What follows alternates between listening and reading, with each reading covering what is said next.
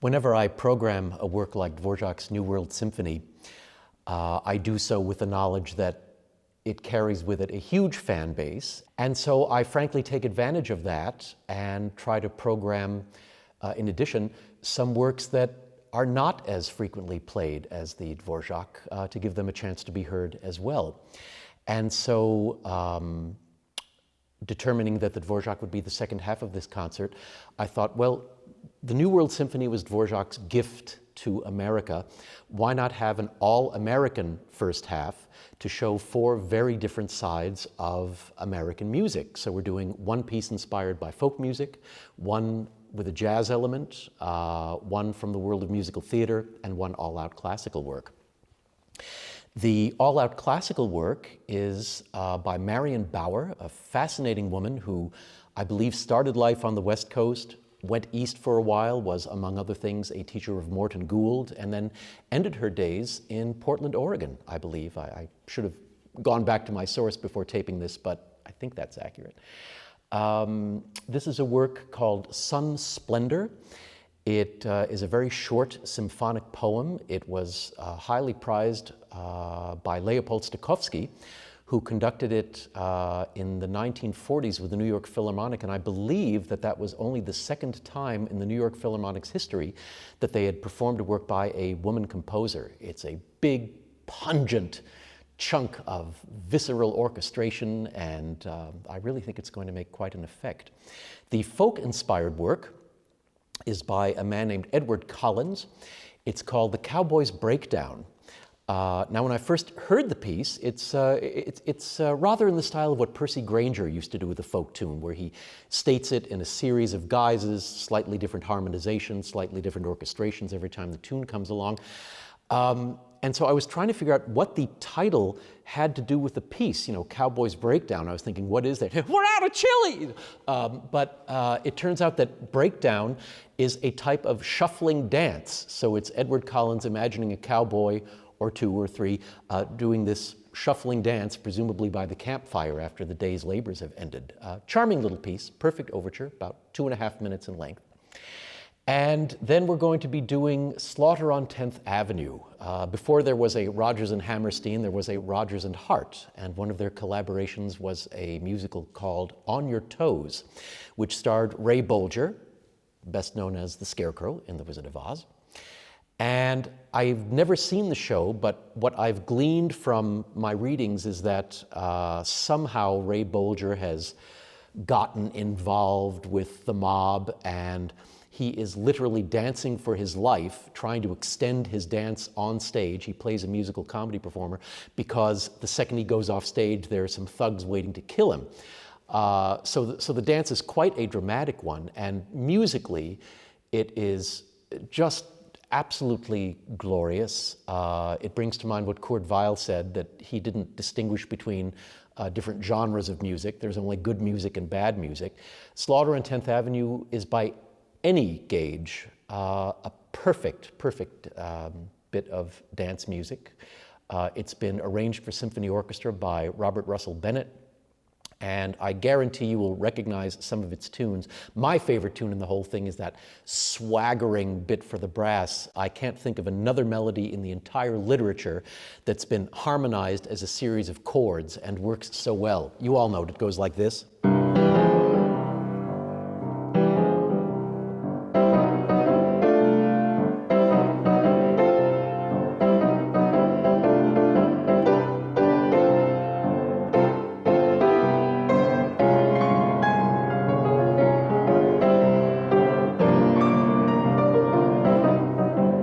Etc. Tremendous fun to conduct, I must say.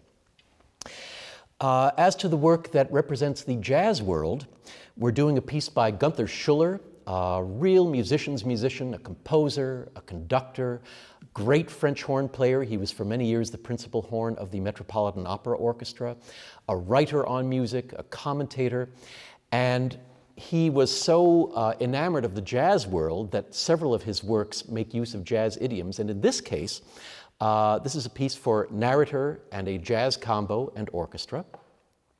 And it's a I would compare it to one of those great Eric Carle books for kids, like The Very Hungry Caterpillar, where every advance of the story is a slight bit of progress on the prior one. In this case, a young man is trying desperately to be a good jazz performer, and he keeps going back to this jazz combo that rehearses in the next block, and the first time they tell him, well, you play the trumpet very well, but you don't know jazz. So he goes home and he learns about jazz, and he comes back and they say, well, now you know about jazz, but you don't understand about how to fit in with the other players. So he tries desperately to fit in. The next time he comes back, they say, okay, you're fitting in, but you're not expressing yourself, man. And eventually, of course, in great Dr. Seussian fashion, he triumphs over all of his own adversities and becomes one of the gang and a very adept jazz player. Our narrator for this performance is going to be Dick Stein, the wonderful morning host on radio station KNKX. And we're going to be using the services of a young jazz combo from the Roosevelt High School Jazz Band, an extraordinarily talented group of young musicians who are bringing a lot of vitality and enthusiasm in addition to their musical prowess to this project. I guarantee a good time will be had by all.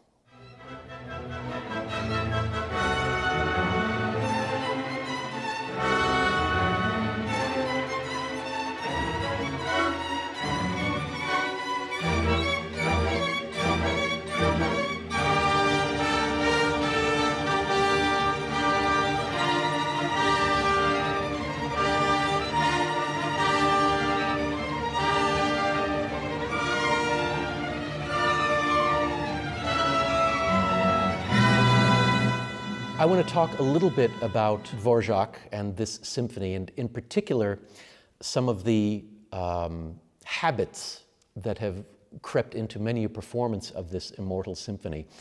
Arturo Toscanini once said, "Tradition is the last bad performance."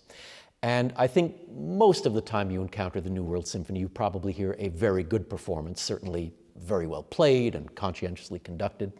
At the same time, in studying this work, I found that there are many details that are countermanded or ignored, or perhaps other conductors and orchestras say, well, everybody else has done it this way. And I always try, when I approach the text of a piece of music, to say, what is the composer telling me to do, and how can I bring this off convincingly? There are many, many instances throughout symphonic literature of like habits that have crept in. And I'm going to humor my videographer, Mr. Lewin, here by using cinematic terms. In cinema, there are two very contrasting techniques. One is the jump cut, where you go very suddenly from one image to another. For example, an idyllic love scene followed suddenly by somebody shooting somebody else, if it's a crime movie. Then there's the dissolve, where you slowly fade out of one image and into another one, which provides a very, very different kind of reaction to film and images. Composers love jump cuts. There are jump cuts in harmony, in melody, and frequent jump cuts in classical music in tempo. To suddenly go from one metronomic rate to another one, right on a dime, provides a little bit of a jolt. And composers obviously like doing this because you can tell from the ways that they mark their scores that this is what they wanted. If they wanted a dissolve, they might mark a retard. You slow down gradually into the new tempo, or speed up into a faster tempo. But if they suddenly ask for a slower tempo right on a dime, I think it behooves the performer to strive to make that change right at the bar line. There are many examples of this. Beethoven, we can tell from the metronome marks that he put into his scores that, for example, he wanted a different tempo relationship between the introduction, the slow introduction to a first movement, and the main body of the movement itself. For example, going from the introduction to the first movement of the First Symphony into the Allegro section, and I'll stomp my foot so you can get an idea of what the tempo is. A lot of conductors make them absolutely the same tempo. So you go from this slow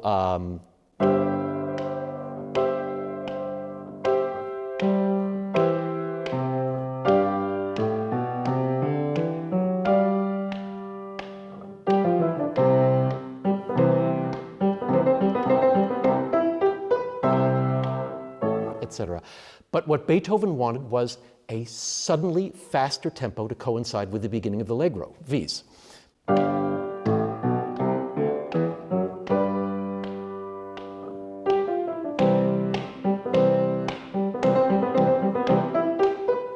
It's a very different feel to suddenly go, faster tempo. Tchaikovsky's music is full of these kinds of things. Brahms's. I cannot tell you how many times I've squirmed in my seat getting to the end of a performance of the First Symphony where the conductor, for some perverse reason, which is not borne out in the score, does a huge slowdown for the reprise of the chorale.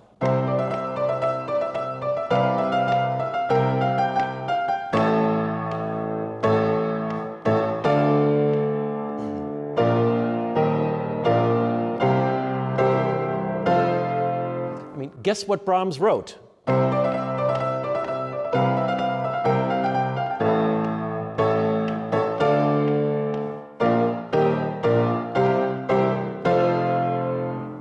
No shame in that, nothing wrong with that, but you will find that kind of performance approach very, very rarely, all too rarely in my book.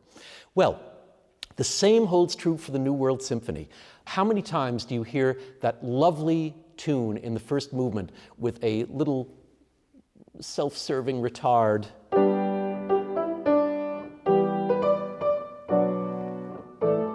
All he wrote was,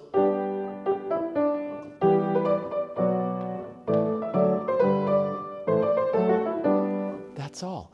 In the scherzo movement, I don't think this translates very well to the piano. What you usually hear getting into the trio section is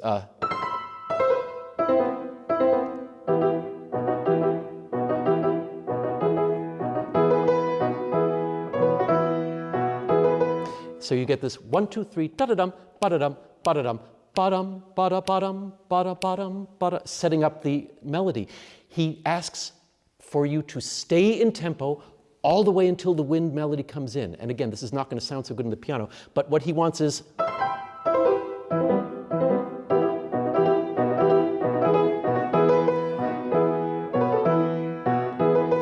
see how different it is? 1, 2, 3, 1, 2, 3, 1, 2, 3, 1, 2, 3, ya-da-dum, ba-da-da-da.